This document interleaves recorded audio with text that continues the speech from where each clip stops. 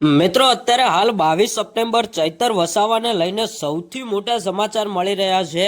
ઘણા બધા લોકો એવું ચાહતા હતા કે ચૈતર વસાવા જેલની બહાર આવી જાય અને મિત્રો આજે નવરાત્રીની શરૂઆત થઈ ગઈ છે। આજે નવરાત્રીનો પહેલો દિવસ છે તો ઘણા બધા લોકો એવું કહી રહ્યા છે કે શું ચૈતર વસાવા નવરાત્રીના તહેવારો માટે જેલની બહાર આવશે કે ચૈતર વસાવા જેલની બહાર આવી ગયા। મિત્રો ઘણા બધા લોકો તો એવા વિડીયો બનાવીને મૂકી રહ્યા છે કે ચૈતર વસાવા જેલમાંથી છૂટી ગયા, સંજય વસાવા અને ચૈતર વસાવાનું સમાધાન થઈ ગયું અને ચૈતર વસાવા નવરાત્રી માટે જેલમાંથી છૂટી જશે, તેમને જામીન મળી ગયા છે। તો મિત્રો શું છે હકીકત ઘટના? શું ખરેખર ચૈતર વસાવા નવરાત્રીના તહેવારો માટે જેલની બહાર આવશે કે તેમને જેલમાં જ રહેવું પડશે?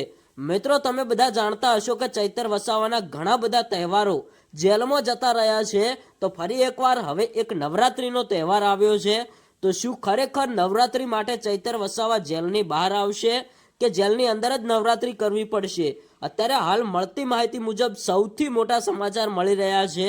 શું સમાચાર મળી રહ્યા છે જાણવા માટે વિડીયોમાં એન્ડ સુધી બન્યા રહેજો અને જો આપણી આ યુટ્યુબ ચેનલ ઉપર નવા આવ્યા હોય તો ચેનલને એક લાઇક, શેર અને સબસ્ક્રાઈબર કરી દેજો। મિત્રો ડેડિયાપાડાના ધારાસભ્ય ચૈતર વસાવા છેલ્લા ઘણા ટાઈમથી જેલની અંદર છે અને હવે લોકો એવું કહી રહ્યા છે કે ચૈતર વસાવાના બધા તહેવારો જેલની અંદર ગયા તો ચૈતર વસાવાને નવરાત્રી તો જેલની બહાર કરવી જ પડે, કારણ કે ચૈતર વસાવાને નવરાત્રીના તહેવારો માટે જેલની બહાર આવવા દેવા પડે।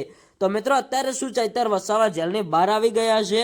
તો ના મિત્રો, અત્યારે હાલ ચૈતર વસાવા જેલની બહાર નથી આવ્યા। ફરી એકવાર ચૈતર વસાવાની ગુજરાત હાઈકોર્ટની અંદર જામીન અરજીની સુનાવણી થશે।